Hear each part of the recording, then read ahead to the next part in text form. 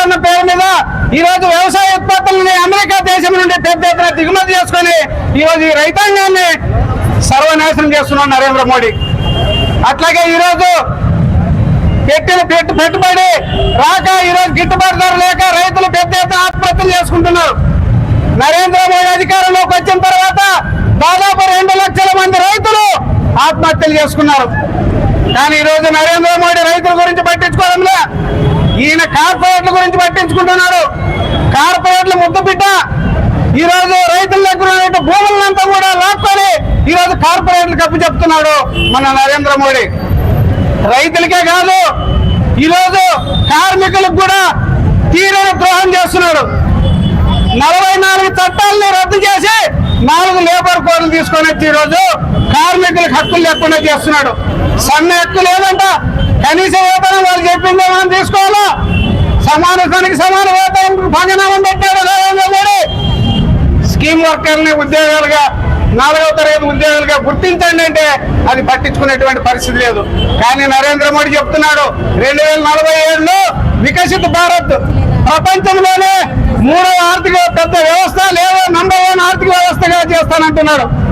కార్మికులు కష్టపడకుండా రైతులు కష్టపడకుండా ఈ దేశం ఎట్లా అభివృద్ధి అవుతుంది, నీవు అనుకున్నటువంటి లక్ష్యం ఎలా నెరవేరుతుందని ఈ సందర్భంగా మేము తెలియజేస్తున్నాం.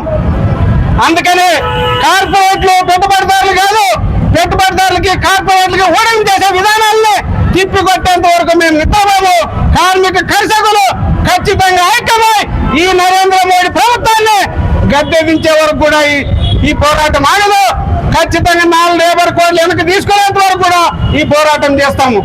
ఈరోజు చాలా మంది చదువుకున్న వాళ్ళు ఉన్నారు, వాళ్ళకి ఉద్యోగాలు లేవు, ప్రభుత్వ సంస్థల్లో ఉద్యోగాలు భర్తీ చేయడంలో ఈరోజు పెద్ద పెద్ద కంపెనీలో పనిచేసినప్పటికీ కూడా ఈరోజు చాలా మందిని తొలగిస్తున్నారు. ఈరోజు చదువుకున్న విద్యార్థులందరూ కూడా ఈరోజు ఉద్యోగాలు లేక రోడ్ల పాలవుతున్నారు. మరి దాని గురించి పట్టించుకోమంటే నరేంద్ర మోడీకి తీరిక లేదు. విదేశాలన్నీ పర్యటన చేస్తాడు. ఈరోజు కార్పొరేట్లకి మా దేశం రండి అని రప్పిస్తున్నాడు. మరి ఇక్కడుండే కార్మిక చట్టాలన్నీ కూడా మీకు అనుకూలంగా చేస్తాను, ఎవరు మిమ్మల్ని ప్రశ్నించే హక్కు ఉండకూడదు. మరి మీకు లాభాలు ఇంకా మరింత లాభాలు సంపాదించుకోండి. ఇప్పటికే 200 మంది ఈరోజు శతకోటీశ్వర్లు అయ్యారు, ఇంకా 500 మంది శతకోటీశ్వర్లు అయ్యేలాగా నేను మీ పక్కన ఉంటానని ఈరోజు నరేంద్ర మోడీ వాళ్ళకి మద్దతు ఇస్తున్నాడు. అందుకోసమే నరేంద్ర మోడీకి బుద్ధి చెప్పే రోజులు వస్తున్నాయి. రైతాంగం జోలికి వస్తే ఖచ్చితంగా రైతులు ఇప్పటికే తిరగబడినారు, కార్మికులు కూడా ఖచ్చితంగా తిరగబడతారు. కార్మికులు రైతులు అందరూ కలిసి నరేంద్ర మోడీకి బుద్ధి చెప్తారు. ఈ 4 లేబర్ కోడ్లు రద్దు వరకు పోరాటం చేస్తాం. అట్లాగే రైతుల కనీస మద్దతు ధర చట్టం అయ్యే వరకు పోరాటం చేస్తాం. ఈరోజు విత్తన బిల్లు కానీ విద్యుత్ సేవల బిల్లు కానీ ఇవన్నీ కూడా వెనక తీసుకుంటే సరే, లేకపోతే రాబోయే కాలంలో కార్మికులతో పాటు రైతులు కూడా పెద్ద ఎత్తున రోడ్ల మీదకి వచ్చి ఢిల్లీలో గతంలో ఏ రకమైతే ఉద్యమం చేశామో ఆ ఉద్యమాన్ని మరొకసారి రుచి చూపిస్తామని నరేంద్ర మోడీకి అని ఈ సందర్భంగా తెలియజేస్తూ ఈ అవకాశం ఇచ్చినటువంటి కార్మికులకి, ఉద్యోగస్తులకి, రైతు సోదరులకి అందరూ కూడా పేరు పేరున ధన్యవాదాలు తెలుపుతూ సెలవు.